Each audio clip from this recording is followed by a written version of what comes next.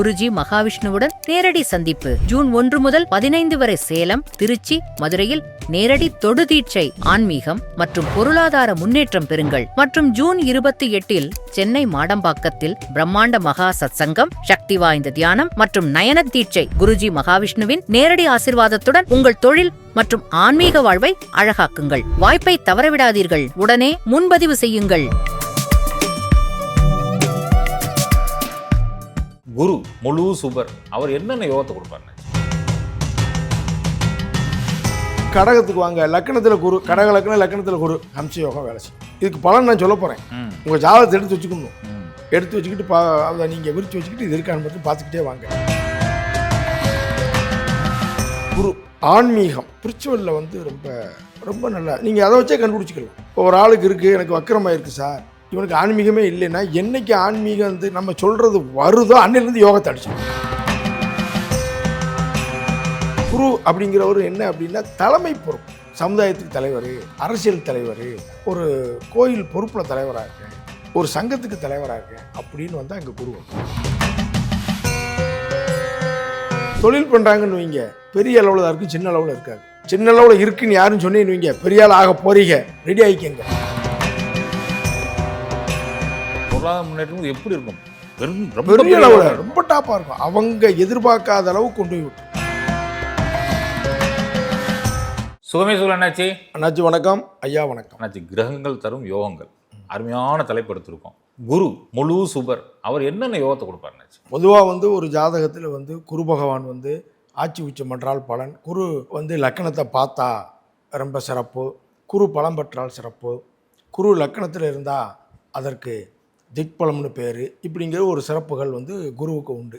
குருவுடைய பார்வைக்கே ஒரு பலன், குரு பார்வை ரொம்ப இம்பார்ட்டன்ட் அப்படிங்கிறதும் ஜோதிட ரீதியாக நம்ம படிச்சுக்கிட்டு இருக்கிறோம். ஆனால் பஞ்சமகா புருஷ யோகம் அப்படிங்கிறதுல அந்த குஜாதி ஐவர்கள் அப்படிங்கிற ஒரு லிஸ்ட்டில் பார்த்தீங்கன்னா குருவுக்குன்னு ஒரு சிறப்பு அம்சம் இருக்குது. அதாவது செவ்வாய், புதன், குரு, சுக்கிரன், சனி, 5 கிரகம், 5 பேர். மிச்சம் 4 பேர்த்த விட்டுறோம். சூரியன், சந்திரன், ராகு கேது கிடையாது, விட்டுறோம்.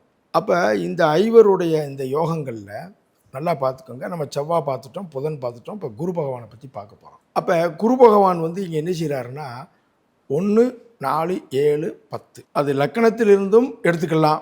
சந்திரன் எங்கே நிற்காரோ அதிலிருந்தும் எடுத்துக்கலாம். நல்லா பார்த்துக்கோங்க. அங்கே குரு இருந்து ஒன்று ஆட்சி உச்சம் ஆகணும். இப்போ மேச லக்கணத்தில் பிறந்திருக்கார் ஒரு ஆள், அல்லது மேசத்தில் சந்திரன் இருக்குது, ராசி இருக்குன்னு வச்சுக்கோங்க. அதில் 4 குரு இருந்தால் உச்சம். இங்கே கடகத்தில் குரு இருந்தால். ஆமாம், இப்போ வரப்போதில்ல, குரு பேச்சு அங்கே நடக்க வரப்போகுது. அப்போ ஓகே. இந்த குரு அந்த கேந்திரங்களில் பலம் பெற்றிருந்தால் ஹம்ச யோகம்னு ஒரு யோகம். அதுக்கு என்ன பலன் நான் சொல்ல போகிறேன். அப்போ மேச லக்கணம், மேச ராசிக்கு 4 குரு இருந்தால் ஓகே, அதை எடுத்துக்கலாம். அதுக்கப்புறம் 7, 10க்கு அது எதுவுமே வராது. அதுக்கப்புறம் ரிஷபத்துக்கு நீங்கள் போட்டு பாருங்கள். ரிஷபத்துக்கு 4, 7, 10ன்னு போட்டீங்கன்னாலும் இது ஹம்ச யோகம் வராது. மிதுனத்துக்கு அண்ணாச்சி? மிதுனத்துக்கு போட்டீங்கன்னு வச்சுக்கோங்க, மிதுனத்துக்கு 7 குரு, 7 குரு, தனுசு 10 குரு, 7லையும் பலம், 10லையும் பலம். இங்கே இந்த யோகம் வேலை செய்யும், ஹம்ச யோகம்.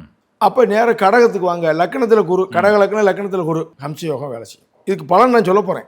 உங்கள் ஜாதகத்தை எடுத்து வச்சுக்கணும். எடுத்து வச்சுக்கிட்டு அதை நீங்கள் விரித்து வச்சுக்கிட்டு இது இருக்கான்னு மட்டும் பார்த்துக்கிட்டே வாங்க. இல்லை, அது சொன்னாக்க அவங்களுக்கு புரியும். ஏன்னா எல்லாத்துக்குமே அந்த 1, 4, 7, 10 கனெக்ட் ஆகிடக்கூடாது. அதனால இவ்வளோ விளக்கம் சொல்லிக்கிட்டு இருக்கோம். ஒன்றுக்கு நம்ம சொல்லிக்கிட்டே வாங்க. சிம்ம லக்கணத்துக்கு இப்போ சிம்ம லக்கணம், இங்கே லக்கணத்தில் குரு, 4 குரு, 7 குரு, 10 குரு இங்கே வராது. ஏன்னா எங்கேயுமே அது பலம் வராது.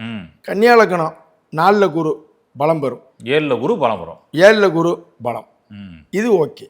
இவங்களுக்கு இந்த மாதிரி கன்னியாலக்கணக்காரங்களுக்கு யாருக்காவது 4ஆம் இடத்துல தனுசுல குரு இருக்கா, இல்லை அதுலேருந்து 7ஆம் இடமான மீனத்தில் குரு இருக்காரா அப்படின்னு பார்த்துக்கோங்க. இது இந்த ஹம்ச யோகம் இங்கே ஓகே. இவங்களுக்கு அது ஒர்க் அவுட் ஆயிடும். சூப்பர். துலாலக்கணம் இங்கே வக்கரமாயிருக்குன்னு நினச்சி நீங்கள் எதுவும் பயப்பட வேண்டாம். அது முன்பின்னாலும் சரி அந்த பலன் இல்லாமல் போனதில்லை. அனுபவத்தில் நான் பார்த்ததை சொல்கிறேன். துலாலக்கணத்தை பொறுத்த வரைக்கும் பார்த்தீங்கன்னா உங்களுக்கு 4 குரு, 7 குரு, துலாலக்கணத்துக்கு எங்கே 10 குரு, 10 குருவுக்கு மட்டும் உண்டு, கடக குருக்கு அங்கே உச்சம் பெறாரு. அப்போ இங்கே இந்த ஹம்ச யோகங்கிறது வேலை செய்யும்.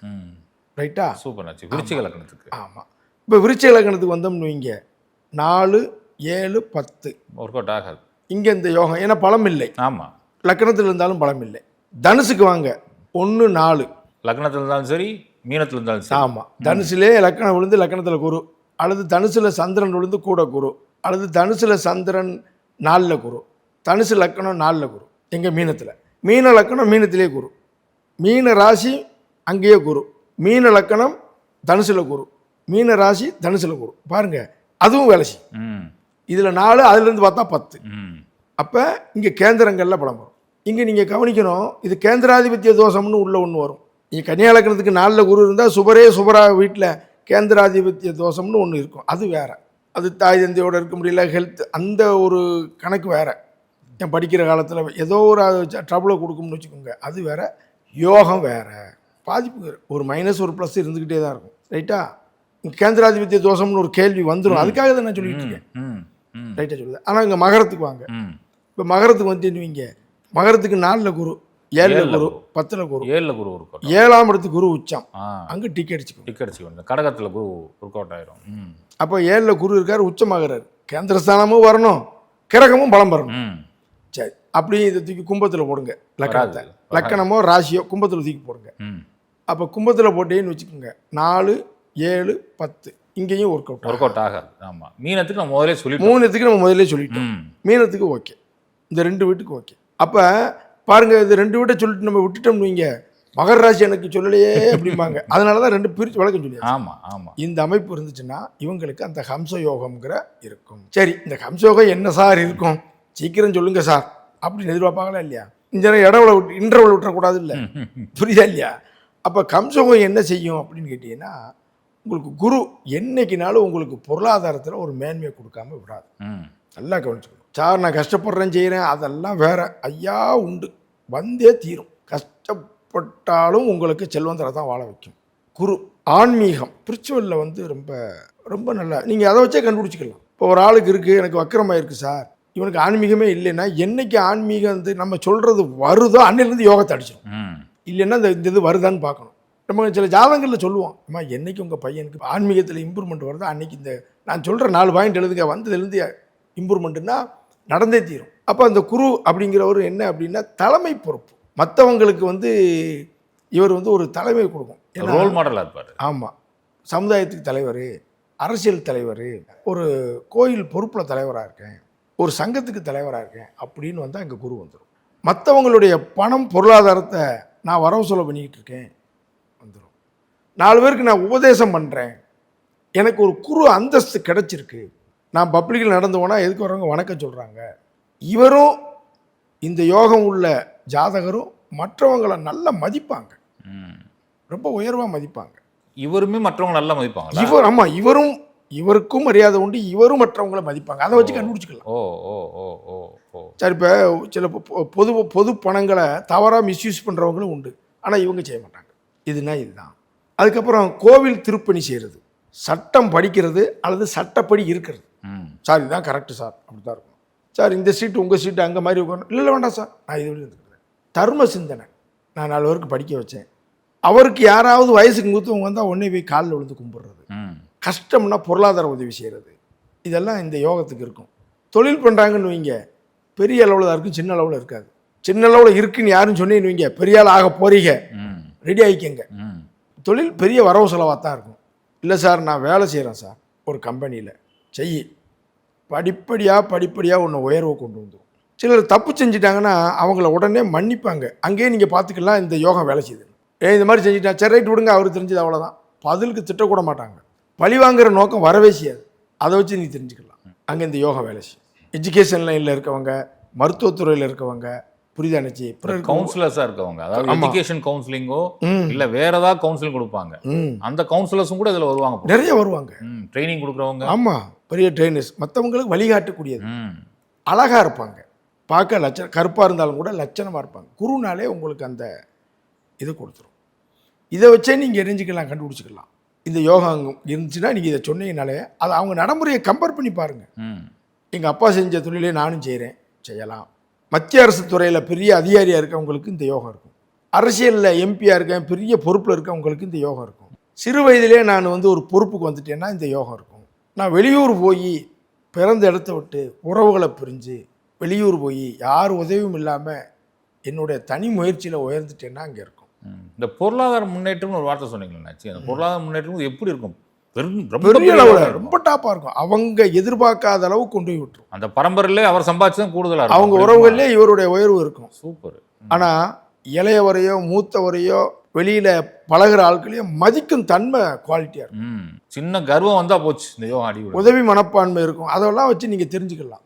நல்ல ஆடை, மற்றவங்களுக்கு உதவி செய்யக்கூடிய விதம், இதை வச்சு நீங்கள் செஞ்சுக்கலாம். இவங்களுக்கு பயணங்கள் இருக்கும். இந்த குரு வளர்த்துட்டா பயணங்கள் இருக்கும். ட்ராவல் பண்ணிக்கிட்டே இருப்பாங்க. நான் ஒரு இடத்துல வேலை பார்த்தேன் சார். நான் சாதாரண கூலி வேலைக்கு தான் பார்த்து இன்றைக்கி நான் சொந்த நிறுவனம் வச்சுருக்கேன். இந்த யோகம் இருக்கும். வேலியபிள் ப்ராப்பர்ட்டி, ஒரு இடம் வாங்கினாலும் மதிப்புமிக்க இடங்களாக மாறிடும். இவங்களுடைய 50 வயசுக்கு மேலே இவங்க வாழ்க்கை தரம் நல்ல உயர்வுக்கு போயிடும். பெரிய மனிதர்கள் நட்பு இருக்கும்.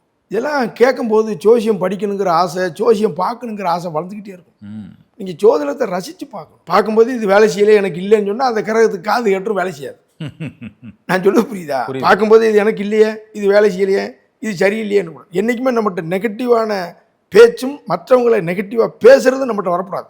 முதல் அந்த தரத்தை கையில் பிடிக்கணும். நீங்கள் சொன்னதில் இந்த மதிப்புமிக்க இடம்னு சொன்னீங்கன்னாச்சு, சில பேர் இடம் வாங்கி போட்டதுக்கப்புறம் அந்த இடம் மதிப்புமிக்க இடமா மாறிடுச்சு. அவங்களுக்கு இந்த யோகம் இருக்குமா? அதுதான் சொல்கிறேன். நான் குறைஞ்ச விலைக்கு நான் ஒரு பூமி மனை வாங்கினேன், இது கூடிருச்சு. சின்ன வரவு செலவு தான் ஆரம்பித்து அது பெரிய லெவலில் ஆயிடுச்சு சார். ஃபைனான்சியலில் பெரிய பேங்கில் ஆடிட்டிங்கில் இருக்கிறவங்களுக்கெல்லாம் பாருங்கள் இந்த குரு இருக்கும். மருத்துவத்துறையில் பெரிய ஆளாக இருக்கவங்களுக்கு பாருங்கள். அது மருத்துவத்துறையில் டீனாக இருக்கேன் சொல்லி கொடுக்குறேன்னா இந்த குரு. இவங்க யாரை பார்த்தாலும் பொறாம பார்வை வராது. அதுதான் குரு. ஆசிரியர் ஒருத்தனை கெடுக்குன்னு பார்ப்பாரா? இல்லை இல்லை. குரு போதிக்கிறவர் வளர்ச்சி சொல்லுவோம். அதை வச்சு நீங்கள் இதை சொல்லிடலாம். இப்போ எனக்கு ஒரு சின்ன சந்தேகம் என்னாச்சு, அப்பா அம்மா 2 பேர் ஜாதகத்தில் இந்த யோகம் கிடையாது, ஆனால் பையன் ஜாதகத்திலயோ பொண்ணு ஜாதகத்திலோ இந்த யோகம் இருக்குது. இது அப்பாவுக்கு பெனிஃபிட் கொடுக்குமா? ஆமாம். இந்த பையன் வளர வளர பிள்ளை நல்லா இருக்கும் பொழுது அப்பாவுக்கு சந்தோஷத்தை கொடுக்கறதே பெரிய விஷயம் இல்லையா? என் பையன் படித்து கலெக்டராக இருக்கான், என் பையன் அரசியலில் பொறுப்பில் இருக்கான் அப்படின்னா தகப்பனுக்கு பெருமை தானே? இல்லை, இந்த ஜாதகத்தோட இம்பாக்ட் அங்கே இருக்குமான்னு? ஆமாம், கண்டிப்பாக இருக்கும். இவர் அந்த அமைப்புள்ளவங்கள் வளர வளர இங்கே வேலை செஞ்சுக்கிட்டே இருக்கும். ஜாதகங்கிறது அந்த குழந்தை வளர வளர்ச்சி.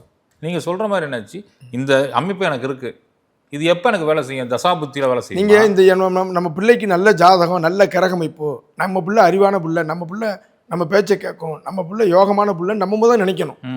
வரும்போது இந்த பிள்ளை கஞ்சி ஊற்றுமா, இந்த பிள்ளை சோறு போடுவானா, ஏன் சொல்ல கேட்பானா? அவனா இஷ்டத்துக்கு ஒரு அம்மா சொல்லுது, அவனா இஷ்டத்துக்கு ஒரு பொண்ணை இழுத்துட்டு வந்துடுவானா? இவன் காதல் பண்ணுற மாதிரி ஒரு கிரகமைப்பு இருக்கு. ஏன் அந்த சிந்தனை வரக்கூடாது நம்மகிட்ட? நம்ம எண்ணம் தான் எண்ணம் போல் வாழ்வுன்னா நம்ம முதல் பாசிட்டிவாக நினைக்கணும். நீங்கள் மற்றவங்களுடைய உயர்ந்த குணங்களை மட்டும் பாருங்கள், நீங்கள் உயர்ந்துருவீங்க நிச்சயமாக. நம்ம என்ன செய்கிறோமோ அதுக்கு தகுந்த மாதிரி தான் சார் எதிர்வினை. எல்லா விதைக்கும் நம்ம என்ன விதைக்கிறோமோ அதுதானே முளைக்கும். விதை ஒன்று விதைச்சா வேறு ஏதாவது முளைக்குமா? வேறு ஏதாவது முளைக்குமா? முளைக்காது. நாம் என்னவோ அதுக்கு எதிர்வினை, அவ்வளோதான். அது மாதிரி நாம் பாசிட்டிவாக நினைக்கிறது, பாசிட்டிவாக இது பண்ணுறது. நம்ம இது நல்லா இருக்கும்னு நினைக்கும் போது நல்லாயிருக்கும். ஜாதகத்தை பார்க்கும் பொழுது இது நல்லா இருக்கும் அப்படின்னு நினைக்கணும். ஒருத்தர் சொன்னாங்க, நான் கன்னியா லக்கணங்க, லக்கணத்திலே சனி அப்படின்னு சொல்லி ஒரு ஜோசியம் பார்க்க வந்த ஒரு நபர் வருத்தப்பட்டார். அதுதாங்க உங்களுக்கு யோகம்னு. என்ன சொல்கிறீங்கன்னாரு, லக்கணத்துக்கு அவர் யோகின்னு. நீங்கள் சனின்னு ஒன்று சார் சிரமங்கள் ஒரு பக்கம், அது ஓகே. சனி பகவான்னா வருத்தம், கவலை, சிரமம்னு சொல்கிறது அது ஓகே, இல்லைன்னுலாம் சொல்லலை. ஆனால் அவருடைய ஆதிபத்தியம் என்ன, அவர் எந்த வீட்டை பார்க்காரு அப்படின்னு பார்க்கணும். கரெக்டாக நான் சொல்கிறது. அப்படி பார்க்கும் பொழுது அது யோகமாக பாருங்கள், அது நல்லது செய்யும்னு பாருங்கள், நல்லது செய்யும். இன்னொரு கேள்வி என்னாச்சு எனக்கு தோன்றுறது, இப்போ நம்ம குழந்தைகள் பேசணும் அது ஓகே, ஒரு ஜாதகர் அவருக்கு இந்த யோகம் இருக்குது ஆனால் இன்னும் வேலை செய்யலை அப்படிங்கிறப்ப தசைக்காக நான் வெயிட் பண்ணணுமா? எனக்கு அந்த தசையே வரலைன்னா எனக்கு ஒர்க் அவுட் ஆகாது. அதுதான் நான் பழசிலே சொல்லிட்டேன், உங்களுக்கு ஏற்கனவே சொல்லிக்கிட்டே இருக்கிறது தான். அந்த தசை வரலைன்னா அந்த கிரகம் பார்த்த வீடு. இப்போ இந்த யோகம் ஒரு குருவோட யோகம் இப்போ லக்கணத்துக்கு 4, 7, 10 பலம், அல்லது சந்திரனுக்கு 4, 7, 10 பலம். அப்படி ஒரு ஜாதகம் இருந்துட்டா குருவுக்கு 3 பார்வை இருக்கு. ஆமாம், நல்ல அவங்கள டாப்பில் கொண்டு வந்து விட்டுரும். கேரண்டியாக சொல்லுவோம் சார், இந்த யோகம் உள்ள இந்த அமைப்புள்ள ஜாதகர் மிக பெரும் உயரத்தை அடைவார், அருமையான அந்தஸ்தா வாழ்வார், பேர் சொல்லும் பிள்ளை. Super super. நெஞ்சாத நன்றிகள் நினச்சி சுகமே சொல்வேன்.